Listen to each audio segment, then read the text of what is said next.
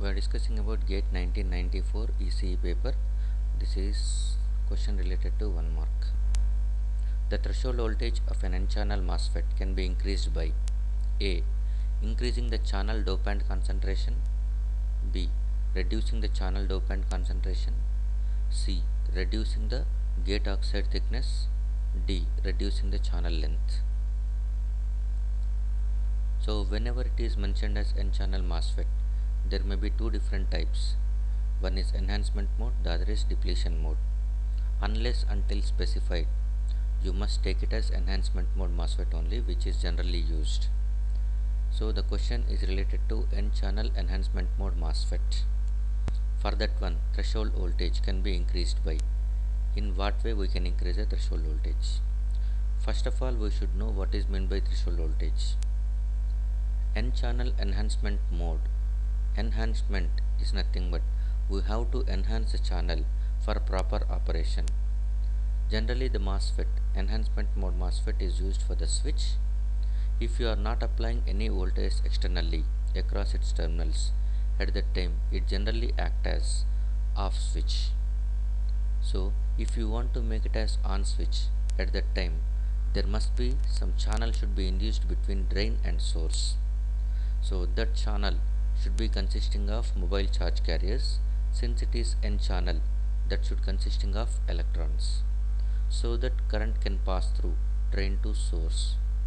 Because of that one, drain and source are going to be looks like short, so that current exists and it can act as on switch. So threshold voltage, the definition of threshold voltage is,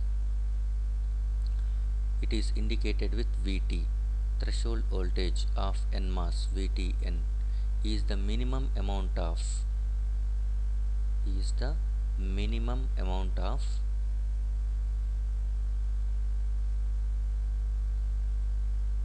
VGS, gate to source voltage, at which channel is induced or enhanced between drain and source, so that drain current ID flows when VDS, that is drain to source voltage, applied. So if you want to get a current, at that time you must apply minimum gate to source voltage.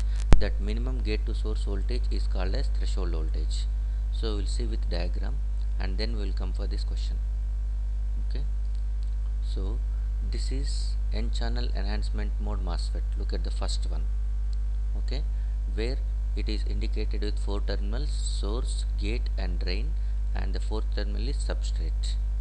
So it is N channel, so that N plus source and N plus drain and P type substrate.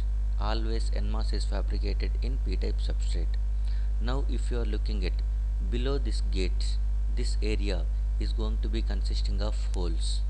Okay, even if you apply some voltage across drain to source in this way, look at this one, if you apply any voltage across source to drain like this, if you apply, at that time VDS, no current flows, so the current flowing through it is going to be treated as 0 amperes only. Why? As the electrons are going to be reaching from this electrons, that is nothing but actually the electrons are going to be repelled by this negative terminal. They are repelled by this negative terminal, so the electrons are going to be entering into this side. Electrons are entering, but as soon as electrons are going to be entering, they will recombine with the holes present in P type substrate, since holes are majority carriers. So no electron is going to be reaching the drain region. If they reach, at that time they can be attracted by this positive terminal, so that a closed loop is going to be formed. So a current flows whenever the electrons are repelled by this negative terminal, and they have to flow through this source, and they will come through this P type substrate, and then they will be coming into drain, which will be attracted by this positive terminal, which forms a closed loop. There exists a drain current, that is called as. But to get movement from electrons from source to drain, you must get some channel. That channel is going to be consisting of electrons, so it is indicated with n minus. That is, lightly doped n type channel has to be created. For that one, we must apply some positive voltage across gate. That is what the second diagram shows here. This is gate. This is positive voltage. If you apply gate as positive voltage, at that time this positive voltage can able to attract negative charge carriers present in the channel.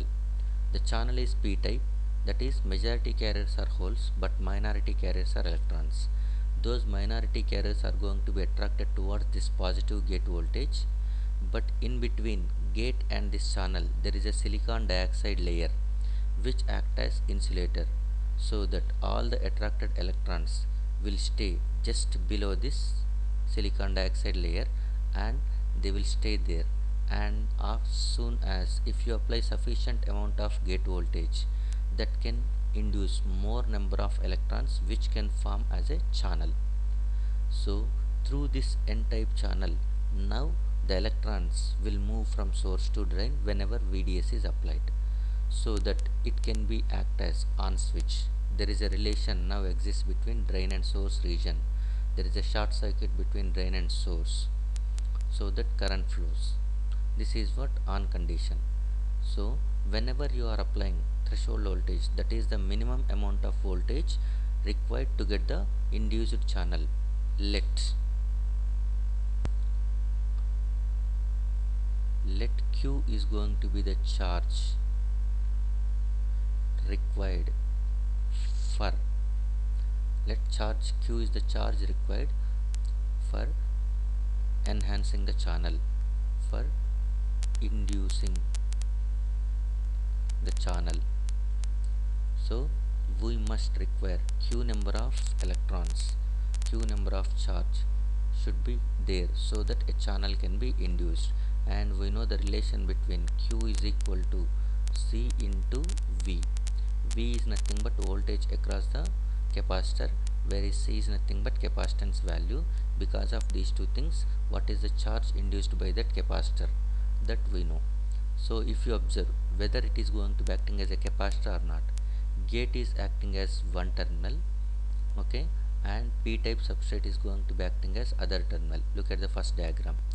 Gate is acting as one terminal and the p type substrate is going to be acting as second terminal. In between that there is a dielectric material which is silicon dioxide acting as insulator. So this is going to be simply called as mass capacitor.